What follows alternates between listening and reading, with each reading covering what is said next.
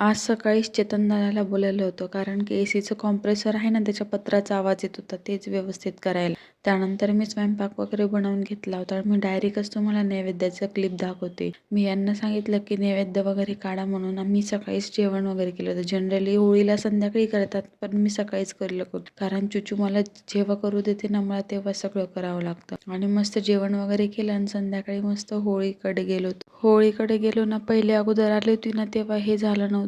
पण मी थोडी बाहेर गेली ना, तोपर्यंत ती लागून गेली होती. त्यानंतर मग आम्ही सगळे एकत्र आलो. सगळ्यांसोबत मी व्हिडिओ वगैरे काढला आणि हे बघा चुचू आणि आतूचा डान्स चालू होता.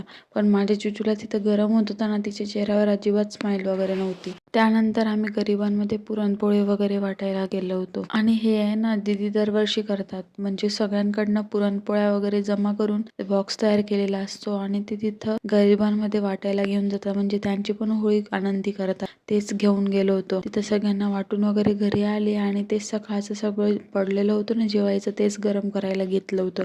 गरम वगैरे केलं, इथं मला चटका लागून गेला होता. गरम केलं, जेवायला वाढलं वगैरे, जेवण केलं. त्यानंतर रात्रीचे माझे सर्व कामावरून चुचूला जीव घालून टीव्ही वगैरे बघितली. चला तर मग असा होता आजचा माझा दिवस. बाय.